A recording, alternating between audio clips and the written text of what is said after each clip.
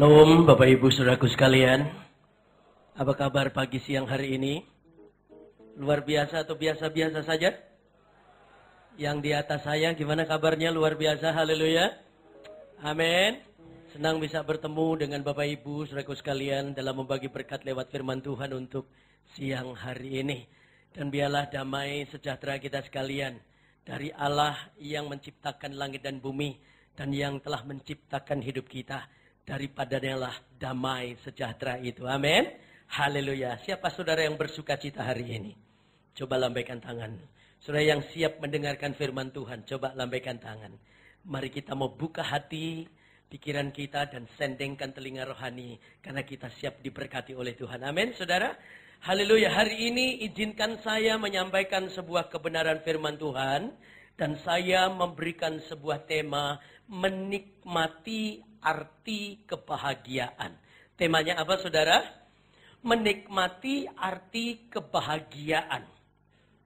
Setiap manusia memiliki sebuah kerinduan agar kelak hidupnya merasakan yang namanya bahagia. Apa sih bahagia itu? Bahagia adalah perasaan tenang yang terbebas dari segala tekanan.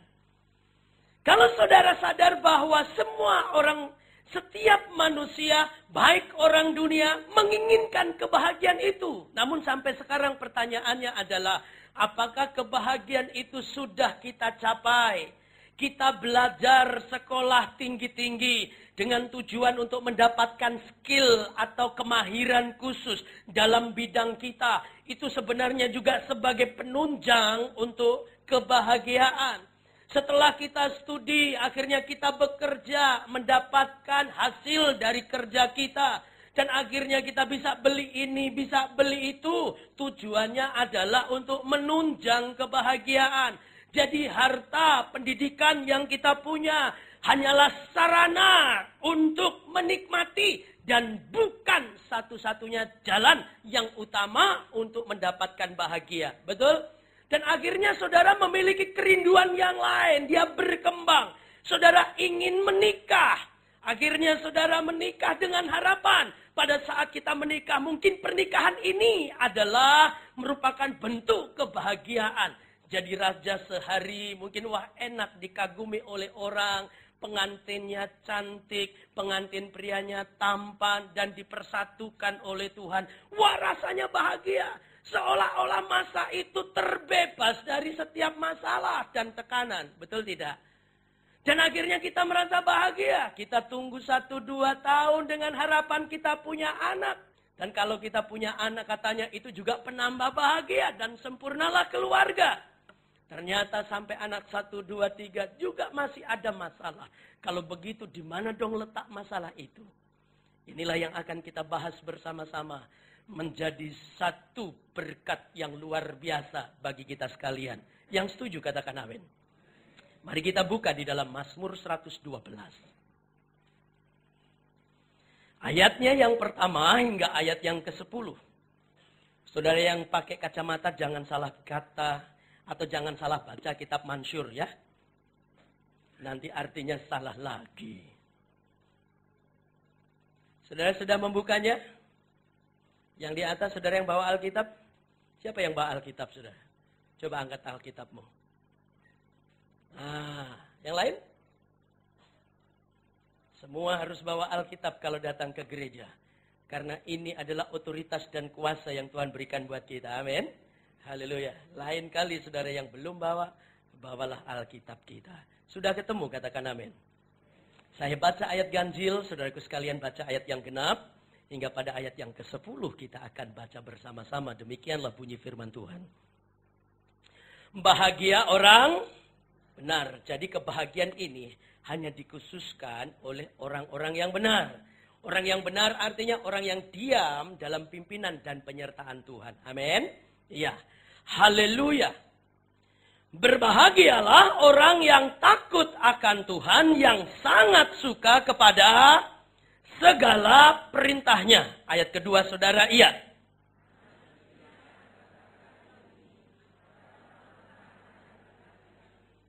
Ayat yang ketiga, perhatikan. Harta dan kekayaan ada dalam rumahnya. Kebajikannya tetap untuk selamanya. Ayat keempat. Iya.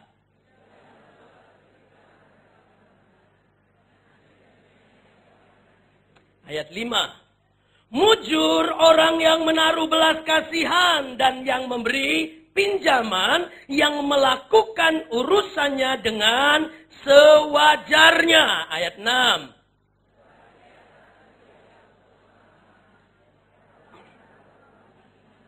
Amin. Ayat yang ke-7. Ia tidak takut kepada kabar celaka, hatinya tetap penuh kepercayaan kepada Tuhan. Ayat 8.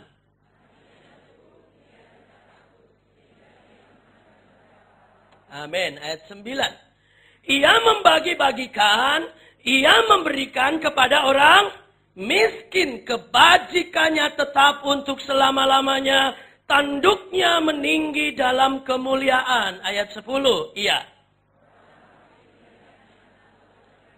Ia menggertakkan giginya lalu hancur. Keinginan orang fasik akan menuju kebinasaan.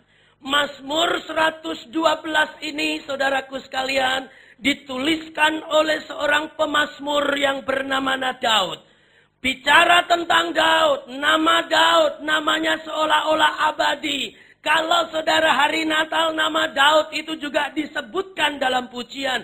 Daud memiliki prestasi yang cukup gemilang. Hatinya berkenan di hadapan Tuhan. Menduduki posisi yang tinggi. Ia sebagai seorang raja. Ia sebagai seorang penguasa. Bicara tentang harta, bicara tentang karir dia punya. Bicara tentang kekuatan dia pun punya. Tetapi dia masih memberikan nasihat-nasihat kepada orang-orang Israel. Agar orang Israel itu adalah orang-orang yang berkenan di hadapan Tuhan. Yang tunduk, yang hormat kepada Tuhan. Makanya saudaraku sekalian, untuk menikmati arti kebahagiaan. Kebahagiaan itu bukan hanya milik para raja. Kebahagiaan itu bukan milik para bangsawan. Kekayaan, hormat yang dimiliki oleh orang-orang yang kaya tidak juga menjamin kebahagiaan. Tetapi kebahagiaan itu harus dinikmati oleh setiap orang. Yang setuju katakan amin. Nah, maka saya akan bagikan dua hal penting, saudara. Dua prinsip penting sebagai dasar agar supaya saudara dan saya mampu menikmati arti kebahagiaan. Yang pertama terdapat di dalam ayat yang pertama dikatakan demikian. Haleluya. Berbahagialah apa saudara? Ayo baca sama-sama. Dua, iya. Berbahagialah orang yang takut akan Tuhan. Berbahagialah. Kata berbahagialah adalah sebuah anjuran firman. Artinya kebahagiaan itu harus engkau nikmati. Harus kita nikmati. Makanya kata bahagialah itu artinya sebagai perintah yang harus dinikmati oleh setiap orang. Untuk menikmati arti bahagia, ada prinsip yang pertama yang namanya takut akan Tuhan. Apa artinya takut akan Tuhan? Artinya takut akan Tuhan adalah orang yang meletakkan Yesus di tempat yang paling tinggi. Orang yang menempatkan Yesus di porsinya yang terdepan, yang teratas, yang teragung. Orang yang menempatkan Yesus dalam segala gerak hidupnya. Ia memberi hormat kepada Yesus. Ia tunduk pada hukum-hukumnya Allah. Sehingga apa saja yang Tuhan kehendaki untuk dilakukan, kita lakukan. Akhirnya orang yang takut akan Tuhan hanya tunduk kepada Tuhan dan melakukan setiap firman-Nya. Dan orang yang melakukan firman Tuhan akan memiliki hati yang bersih di hadapan Tuhan. Ia tidak akan bercacat dan tidak akan bercela, memiliki hati yang berkenan di hadapan Tuhan. Amin. Itu prinsip yang pertama, saudara. Prinsip yang kedua, coba lihat lagi pada ayatnya yang pertama, dikatakan demikian. Berbahagialah orang yang takut akan Tuhan. Yang apa saudara? Yang sangat suka kepada segala perintahnya. Prinsip yang kedua adalah orang yang gemar atau suka akan firman. Artinya apa? Orang yang senantiasa rindu memiliki hubungan yang baik dengan Tuhan. Orang yang suka dengar firman-Nya. Orang yang suka ketemu dengan Tuhan. Orang yang gemar baca firman Tuhan. Sehingga jaminan dari firman Tuhan itu sendiri. Kalau saudara baca dalam kitab Yosua pasal 1 ayat 8.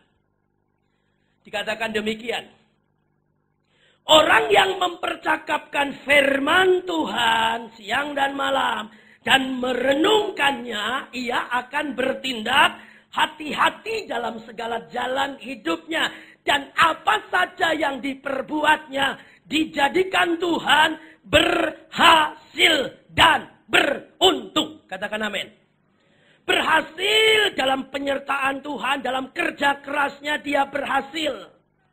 Tapi kata beruntung adalah sebuah keistimewaan dari tangan Allah yang tidak terlihat menuntun umatnya masuk di dalam kemuliaannya. Itu artinya beruntung. Sehingga orang mereka-rekakan yang jahat, orang yang merancangkan kejahatan, maka kejahatannya itu tidak akan kena kepada orang yang dituntun oleh Allah.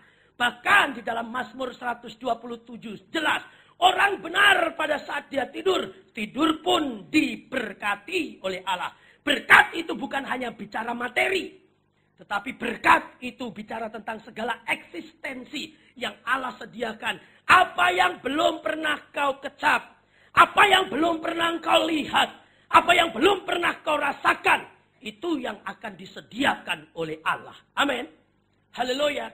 Itu juga bicara berkat. Kalau kita mengerti prinsip dari dasar kebahagiaan yang Allah sediakan buat saudara, dan saudara hidup di dalamnya, maka akibat dari kita takut akan Tuhan dan yang sangat suka akan firman-Nya, ada berkat-berkat yang otomatis. Bilang berkat otomatis.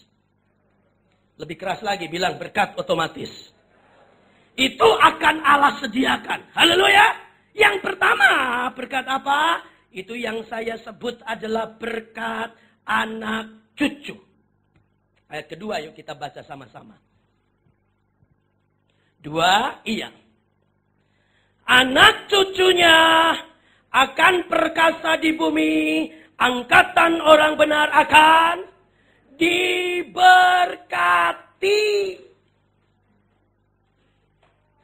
Saudara perhatikan baik-baik ayat ini.